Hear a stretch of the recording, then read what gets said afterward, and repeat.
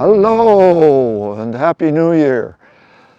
This year is going to be very challenging if you compare it to last year. Uh, every time I look at television and I see pictures about certain climate events, like yesterday I saw in Europe, they're out in their bikinis and bathing suits swimming in 65 degrees in January. And this is fairly astounding. It's never really happened. There's other things like I heard, every time I think of the worst case scenario, somebody comes up with another one. And on YouTube, there are quite a few videos on the future of our planet. And one of them says that if all of the ice in the Antarctica and the Arctic and Greenland melted, the ocean would rise 200 feet. This is a prediction that could happen because the ice is melting and the ocean is rising, and it's rising and melting faster than scientists actually thought it would. So, given all that, I am still astounded by human behavior, probably my own included at times. But, Christmas is a prime example of persisting and doing what we've been doing for as long as we can remember. And that's getting on a plane to go visit our relatives in the middle of the worst storm that's ever happened. And there was actually two of them in a row, but people still went to the airport and got stranded and complained and whined, probably not realizing that they are reaping what they've been sowing as far as the climate is concerned, and that is very concerning.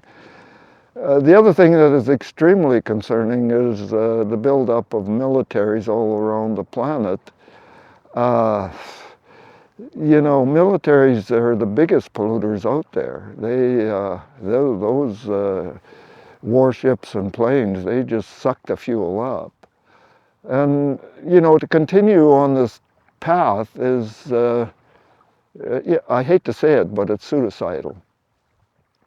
So how, I know I'm not alone in, you could call it pessimism. I don't call it pessimism, I call it realism. That's what I see and that's what I want to share. So how do you cope with this situation? It's heart-wrenching, it's scary, it's frightening, and yet I can't find a way to deny it. It's happening. So, we're having all sorts of amazing discoveries with that new telescope, spotting all sorts of, I think, 8 different Milky Ways, and one of them with a sun probably identical to ours and our planet. And, the universe holds great possibility, but we're not going to reach that possibility by burning, billions of liters of rocket fuel to go to the moon and think we're doing something. We're actually destroying what we need. It's our Earth Mother. We cannot live without her. And Mother Nature is trying very desperately to warn us, hey, stop doing what you're doing. Stay home. Dig your grass up, dig your lawn up, plant a garden. Because I can promise you there's going to be major food shortages with climate change. So getting back to what to do about it, well, if you watched any of my previous videos, I mentioned a few miracles from God and Jesus and angels.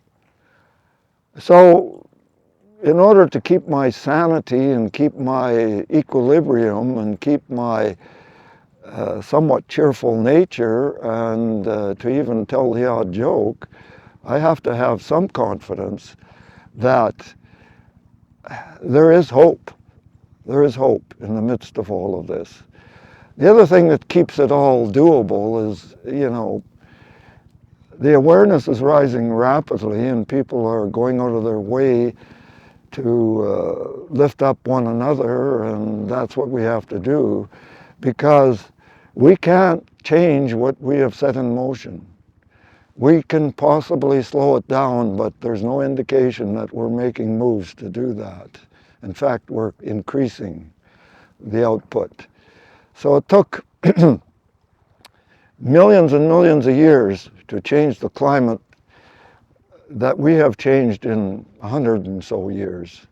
So I don't know, that's my message, that's my New Year's, call it a rant, call it what you like. If anybody has any ideas on how to handle or cope with this future scenario, please share them, and hopefully you will receive sufficient blessings to endure it all. So Happy New Year and God bless. Thank you.